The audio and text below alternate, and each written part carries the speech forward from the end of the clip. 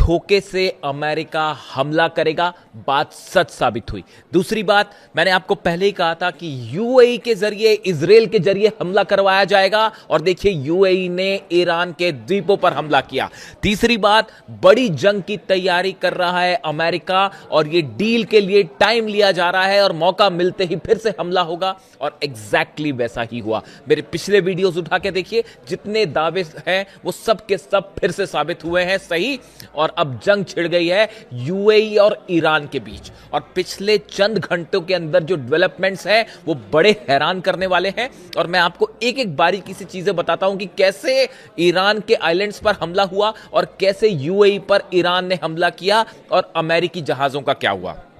देखिए, मैं आगे बढ़ूं लेकिन उसके पहले एक बात यह कि जिस समय मैं अभी आपसे बात कर रहा हूं, 8 तारीख है, दोपहर का वक्त है, पूरे तेहरान में इस समय जश्न का माहौल है, अल्लाहू अकबर के नारे लग रहे हैं, और उसकी वजह है ईरान ने स्ट्रेट ऑफ हॉर्मुज में अमेरिका के 3 बड़े जंगी जहाजों को जबरदस्त नुकसान पहुंचाया है। ईरान का दावा है 3 बड़े जहाजों को सीधा हिट किया गया है मिसाइल के जरिए। देखिए ये पूरी कहानी कैसे शुरू होती है। बीती रात हॉर्मुज में अमेरिका के 3 जहाजों ने एंट्री करी बिना ईरान की परमिशन के। यूएसएस ट्रैक्स्टन, यूएसएस मैसन और यूएसएस राफेल पेलेट्रा, ये 3 जहाज हैं जिन्होंने कल एंट्री करी हॉर्मुज में। ईरान की नेवी की तरफ से वार्निंग दी गई कि आप हमारे एरिया में आ रहे हैं, ये प्रतिबंधित क्षेत्र है, इस पर आगे आप ना बढ़े। अपने हथियारों के साथ अगर यूएस के वॉरशिप स्ट्रेट ऑफ हॉर्मुज में अंदर आते हैं तो ईरान की सेना को क्या करना चाहिए था। ईरान की सेना ने तीनों अमेरिकी जहाजों पर जबरदस्त मिसाइल अटैक किया। अबू मेहदी मिसाइल्स फायर की गई, क्रूज मिसाइल्स फायर की गई, ड्रोन्स फायर किए गए, और बताया जा रहा है, जो खबरें आ रही हैं उसके मुताबिक अमेरिका के इन तीनों जहाजों को खासा नुकसान पहुंचा है। सेंटकॉम कह रहा है, अमेरिका कह रहा है, उसने ये बात मान ली है कि हां हम पर हमला हुआ है, लेकिन यह मानने को वो तैयार नहीं है कि जहाजों को नुकसान हुआ है। लेकिन आईआरजीसी ईरान का दावा है कि यूएसएस ट्रैक्स्टन, मैसन और राफेल पेल्टा जो है, ये तीनों को मिसाइल्स ने हिट किया है। ईरान की तरफ से ये वीडियो जारी होते हैं, जैसी वीडियो जारी हुए उसको देख के पूरे तेहरान में, ईरान में जश्न का माहौल है, अल्लाहू अकबर के नारे लग रहे हैं। और इतना ही नहीं, अमेरिका को सिर्फ ये 3 जहाज ही नहीं, बाकी जो वॉरशिप्स थे वो भी पीछे खींचने पड़ गए हैं ओमान की खाड़ी तक। इन सबको पीछे हटाया गया है इस डर से कि कहीं ईरान की तरफ से सब जहाजों पर हमला ना हो जाए। ये हॉर्मुज में अमेरिका की नेवी की अब तक की सबसे बड़ी हार है, जो एक्सपर्ट्स मान के चलते हैं। ये तीनों जो जहाज हैं ये बहुत एग्रेसिव वॉरशिप्स माने जाते हैं, इनमें मिसाइल्स हैं, और ये जंग में बड़ा उपयोग होता है इन तीनों का। लेकिन इन तीनों जहाजों को, मैसन, ट्रैक्स्टन और राफेल पेल्टा जो हैं, तीनों को ईरान की नेवी ने, क्रूज मिसाइल्स ने, अबू मेहदी मिसाइल्स ने जो है वो पानी पिला दिया हॉर्मुज में, और वापस निकल गए वहां से। या हो सकता है तबाह भी हो गए। ये तीनों जहाजों को कितना नुकसान हुआ है वो धीरे से पता चलेगा। अभी ईरान का दावा है हमने सीधा हिट किया है मिसाइल से। अब देखिए होता यह है कि ये पूरा घटनाक्रम अभी हॉर्मुज में चल रहा है। इसी बीच यूएई की तरफ से ईरान के कुछ सैन्य ठिकानों पे और 3 आइलैंड्स पर हमले किए गए ड्रोन से। तेहरान में ड्रोन अटैक हुआ है, तेहरान में एक बार फिर ड्रोन देखे गए। मैं आपको लगातार ये बात पहले भी कह रहा था कि ये देखने के लिए कि डिफेंस सिस्टम कहां पे है, तेहरान पर जो है ड्रोन थे, लेकिन कल जो है वो ड्रोन, बाकायदा ड्रोन्स के धमाके सुनाई दिए हैं तेहरान में। वो ईरान ने अपने डिफेंस सिस्टम से उन ड्रोन्स को तबाह कर दिया।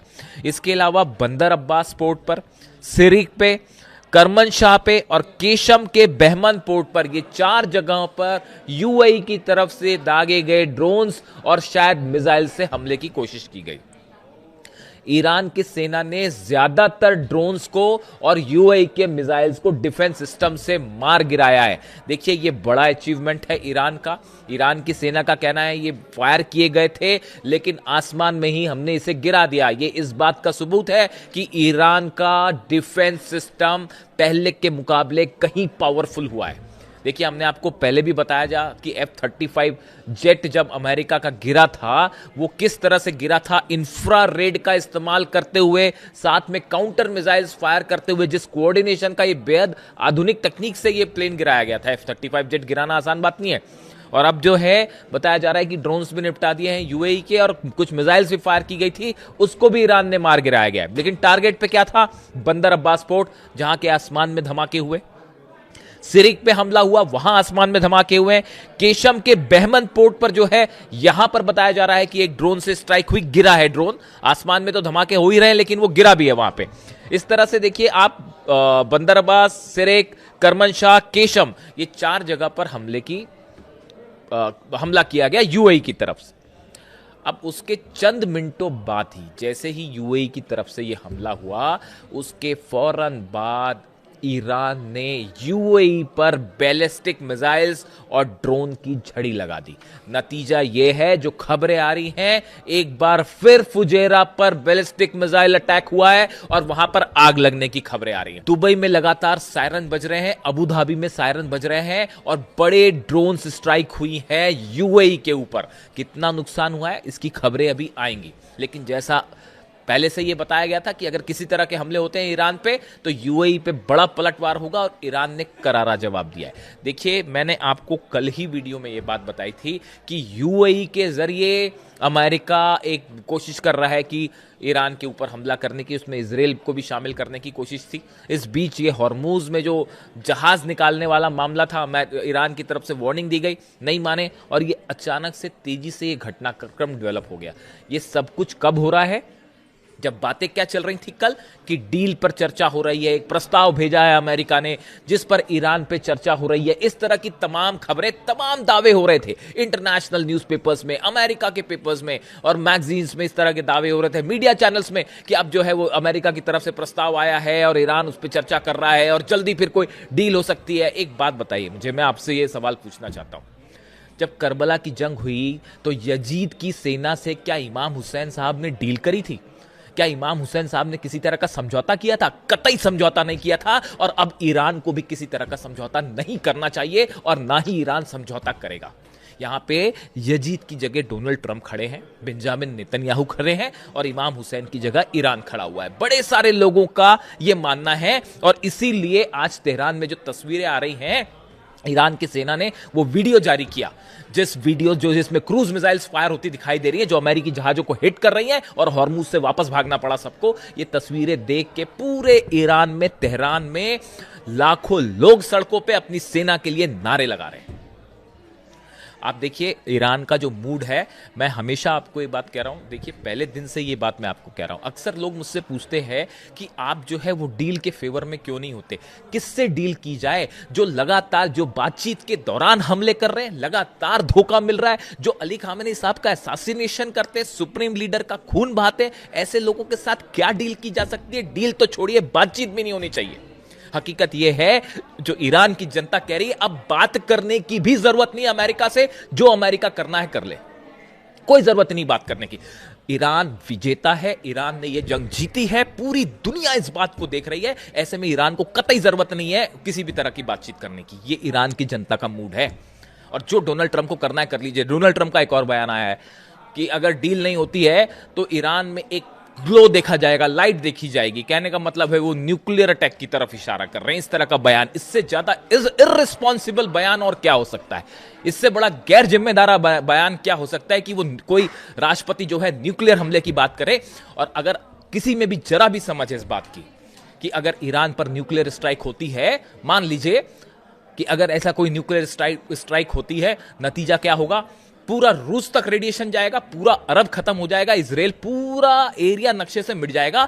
और उसके बाद अमेरिका पर क्या होगा? क्या न्यूयॉर्क बच जाएगा, वॉशिंगटन बच जाएगा? पुतिन क्या करेंगे और चाइना क्या करेगा? जितना बड़ा हमला यहां पे होगा, उतना ही बड़ा न्यूक्लियर अटैक फिर अमेरिका को भी देखना पड़ेगा। जो डोनाल्ड ट्रंप खुद कह रहे हैं, ये बात डोनाल्ड ट्रंप ने शुरू करी है कि ईरान में जो है ग्लो देखा जाएगा। इसको सुनने के बाद पूरी दुनिया हैरान है कि एक शख्स जो नोबेल पीस प्राइज की बात करता है और दावे करता है कि नोबेल पीस प्राइज मिलना चाहिए, वो न्यूक्लियर हमले की बात कर रहे हैं, सार्वजनिक रूप से स्टेटमेंट दे रहे हैं। इससे ज्यादा हैरान करने वाला कुछ नहीं हो सकता। और ये न्यूक्लियर धमकी से ईरान का छोटा सा बच्चा भी न डरे। ईरान का कोई शख्स किसी भी रूप में ना समझौते के लिए तैयार है, ना डील के लिए तैयार है, और डोनाल्ड ट्रंप से तो कोई नहीं डरता। आप देख लीजिए, कौन सा दिन है, शायद 70वां दिन है आज, 70 दिन हो गए इस जंग को छुड़े हुए। कौन सा ईरान का में जो लक्ष्य था डोनाल्ड ट्रंप का पूरा हो गया? आप बताइए। सत्ता परिवर्तन नहीं हो पाया, न्यूक्लियर प्रोग्राम नहीं हो पाया, यूरेनियम नहीं हासिल कर पाए, ईरान की सेना को हरा पाए, नहीं हरा पाए, 1 इंच जमीन पर कब्जा कर पाए, नहीं कर पाए, हॉर्मूज में जो है वो क्या कब्जा कर पाए, नहीं कर पाए, हॉर्मूज बंद है, क्या जहाजों को निकाल पा रहे हैं, नहीं निकाल पा रहे। इतनी बड़ी नेवी लेके खड़े, कौन सी नेवी, कौन सी ताकत, कौन सी सुप्रीमेसी? जहाज तो आपके पीछे भागते फिर रहे हैं, पूरी दुनिया देख रही है। इकोनॉमी को इतना जबरदस्त नुकसान हो रहा है, कोई कुछ कर पा रहा है? ये ईरान की जीत नहीं है तो फिर क्या है? मेरे पे सवाल उठते हैं कई बार आपको कि आप जो है वो जो हकीकत है मैं वही बयां कर रहा हूं साहब, और पूरी दुनिया देख रही है इस बात को, और अकेला लड़ रहा है ईरान। अमेरिका वहां पे कोई चीन की सेना मदद करने नहीं आई है, कोई रूस की सेना मदद करने नहीं आई है। जो कर रहा है ईरान अपने दम पे कर रहा है, किसी दूसरे देश से मदद नहीं ले रहा, और डंके की चोट पर लड़ाई हो रही है।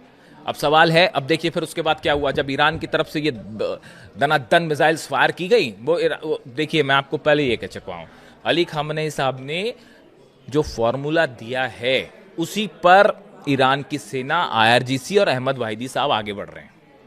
और वो फॉर्मूला ये है कि सामने वाला जो हमला करे, अगर आप पे हमला होता है, आप उससे बड़ा हमला करके करारा जवाब दीजिए। आप पहले हमला मत करिए, लेकिन सामने वाला अगर हमला करे तो उसको मुंह तोड़ जवाब दीजिए।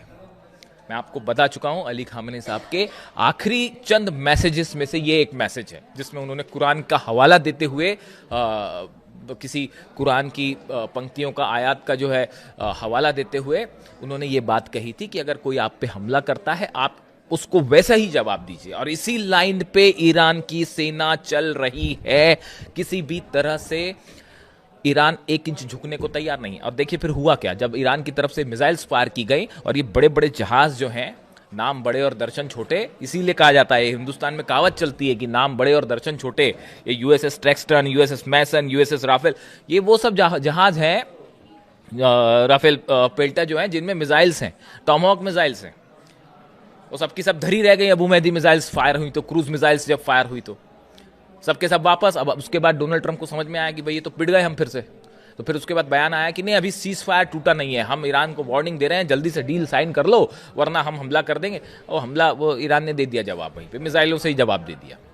आप किसी दूसरे देश की से अपने घर में घुसोगे आप, ईरान के, उसके बाद ईरान ने क्या करना चाहिए आप बताइए? देखिए हकीकत यह है, ये जंग तेल की है। अमेरिका को कई सारे एक्सपर्ट से बात कर रहे हैं, आप देख लीजिए टीवी डिबेट्स अमेरिका के, देख लीजिए आप हिंदुस्तान के, क्या भयंकर विरोध हो रहा है वहां पे डोनाल्ड ट्रंप का, कि कांग्रेस से परमिशन लेनी थी, इसीलिए ये बीच में ये अनाउंसमेंट कर दिया गया कि जंग रुक गई है और फिर से हमला होना था। क्योंकि आपको ऑयल पे आपको चाहिए, पूरे तेल पर कंट्रोल चाहिए।